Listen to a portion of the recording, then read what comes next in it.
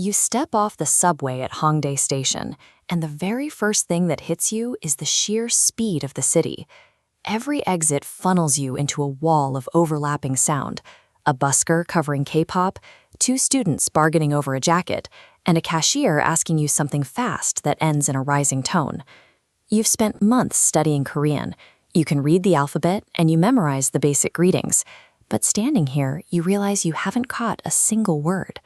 This gap represents the structural distance between the formal, isolated Korean of a classroom and the fast, abbreviated dialect required to function on a Seoul street. Standard textbooks provide a foundation in grammar, but that literacy is insufficient if you cannot adapt to the actual street-level language used in a convenience store or a crowded market.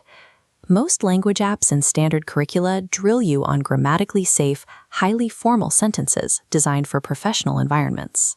But in Seoul's cafe and nightlife districts, people speak in a completely different rhythm.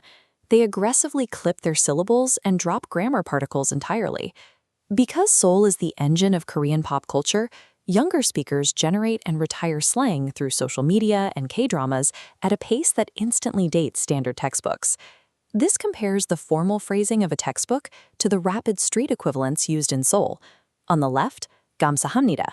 On the right, the warmer, more natural 고마워요. Relying solely on formal grammar ensures you follow the rules, but it often results in social isolation when you're unable to keep up with real-world conversations. In Seoul, the grammar restructures based on the person standing in front of you. The formal polite register, 존댓말, is defined by the yo ending. This is your absolute safe default for all adult interactions, from shop staff to strangers. The logic follows a hierarchy. If you're speaking to a stranger or anyone older, the yo ending is mandatory. Dropping that ending enters the casual register, 반말. While common between close friends, using it prematurely with strangers is a significant social misstep. Using casual speech with someone you don't know reads as disrespectful or even aggressive. The reaction from a local will often be visible and immediate. Neighborhoods also dictate the register. In the professional corridors of Gangnam and Yeouido, business language is careful, formal, and demands higher formality customer service. Contrast that with the atmosphere of a tent restaurant at midnight. The proximity is close, and peer-to-peer slang becomes the dominant mode of communication. There is a trade-off in choosing your register. Rigid textbook honorifics protect you from offense, but they can make you sound socially stiff in casual settings. Mastering these endings allows you to physically encode your awareness of Korean social hierarchy into every sentence you speak. Asking a street vendor for a price using corporate-level phrasing sounds remarkably out of place at a market stall. In these daily transactions, you need natural, high-utility phrases like 얼마예요? How much is it? You also have to navigate Konglish. English origin words are fully integrated into the language, usually with specific Korean pronunciation and grammatical markers. This quadrant chart plots effort against daily utility. High-utility, low-effort terms include 대박 for wow and 아 for an iced Americano. Exclamations like 헐 provide significant social value, signaling you understand a conversation's emotional weight.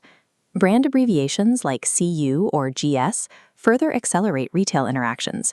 Utilizing these shortcuts requires you to abandon textbook purism in favor of local habits.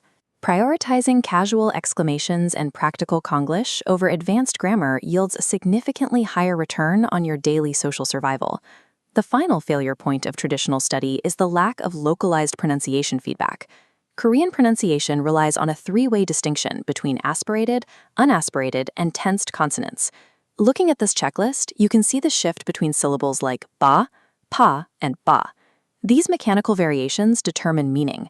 Tensing your throat slightly differently transforms one word into an entirely different concept. Without audio feedback to calibrate that tension, you can memorize a massive vocabulary and still trigger a total conversational breakdown with a native speaker. The rapid rhythm of a Seoul conversation relies on your ability to recognize and produce these micro-tensions in real time.